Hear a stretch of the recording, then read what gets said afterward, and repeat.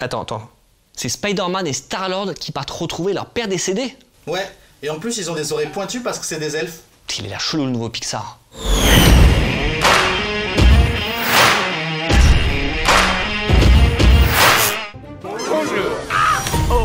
Grâce à Toy Story 4, Pixar a conclu la trilogie des aventures de Woody et de Buzz l'éclair avec un 4e opus. Alors oui, c'est vrai que dit comme ça n'a aucun sens, mais c'est comme ça, on pensait l'histoire terminée, mais il y a un Toy Story 4, il est en salle et il devrait vous arracher quelques larmes. Et après ça, que nous réserve la firme à la lampe? Réponse, 2 longs métrages pour la seule année 2020 et des films originaux, ce qui n'est pas mal quand on sait que sur les 5 derniers opus, il y avait 4 suites, Le Monde de Dory, Cars 3, Les Indestructibles 2 et donc Toy Story 4 contre le seul Coco. La bonne nouvelle, c'est que le studio ne compte pas se reposer sur ses acquis et il ne le prouvera dès le 4 mars prochain avec En Avant, qui n'est pas la suite du En Route de DreamWorks. Non, c'est l'histoire de Yann et Barley, 2 frères elfes doublés par Tom Holland et Chris Pratt, qui vivent dans un monde peuplé de licornes, de sirènes et de dragons et où les maisons ressemblent à celles des Schtroumpfs. Un univers au sein duquel nos héros vont se lancer dans une quête qui leur tient particulièrement à cœur, passer une journée magique avec leur père. C'est pas une quête, c'est juste une petite course super rapide et bizarre. Oui, sauf que leur père est décédé avant qu'ils ne puissent le connaître et c'est là leur seule chance de découvrir s'il reste encore un peu de magie dans le monde. C'est carrément une quête.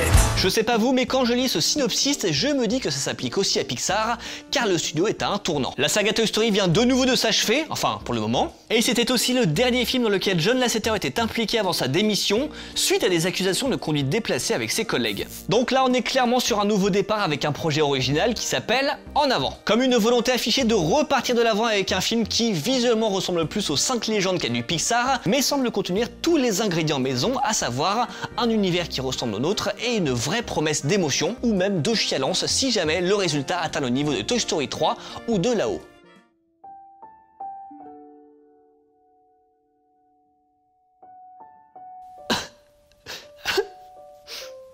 Saloperie de pollen. Selon l'un des animateurs du film, En Avant sur la communauté de Tolkien, le créateur du Seigneur des Anneaux, mise en scène par John Hughes, réalisateur de Breakfast Club, qui savait très bien croquer ses personnages et évoquer l'adolescence avec tendresse, le tout avec une bonne dose de musique 80s comme celle que l'on entend dans le teaser. Voilà donc pour En Avant, réalisé par Dan Scanlon à qui on doit Monster Academy, et place maintenant au 2e Pixar de 2020, Soul. Non, pas comme la musique. Mais non, non plus. Sous l'océan, sous l'océan. Mais non, c'est Soul en un seul mot, c'est l'équivalent de âme ou de esprit en français. Et Soul, c'est le nouveau bébé de Pete Docter, qui n'est pas le chanteur anglais des Libertines, mais l'un des plus gros talents de Pixar. C'est un réalisateur avec une vraie tête de personnage de dessin animé à qui l'on doit Monstres et compagnie, Là-haut et l'extraordinaire Vice Versa. Décidément. Saleté de poussière. Soul sera donc son 4e film en tant que metteur en scène et pour l'instant on ne sait pas grand chose à part la date de sortie, le 24 juin 2020 en France, le logo en forme de trou noir et ce synopsis qui ressemble à un sujet du bac de philo. En 2020, les studios d'animation Pixar vous emmèneront des rues de New York au royaume cosmique pour découvrir les réponses aux questions essentielles de la vie. Vous êtes-vous déjà demandé d'où venaient vos rêves, votre passion et vos centres d'intérêt? Qu'est-ce qui fait de vous Vous avez 4 heures. À l'heure actuelle, il n'y a ni casting ni visuel, mais le nom de Pete Docter et le synopsis laissent penser qu'on sera dans la lignée de Vice Versa, peut-être même dans le même univers, avec les rêves et les passions en lieu et place des émotions.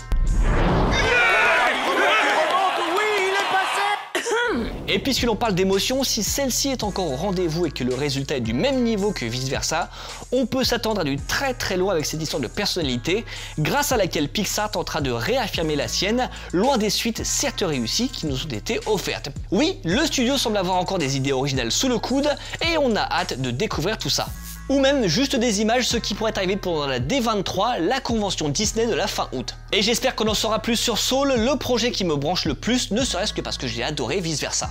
Je suis trop content. Et vous alors, lequel de ces projets vous donne le plus envie et qu'avez-vous pensé de Toy Story 4? Dites-le nous dans les commentaires et nous on se retrouve très vite pour décortiquer l'actu geek et héroïque, en image de synthèse ou pas, tous ensemble. Allez, salut!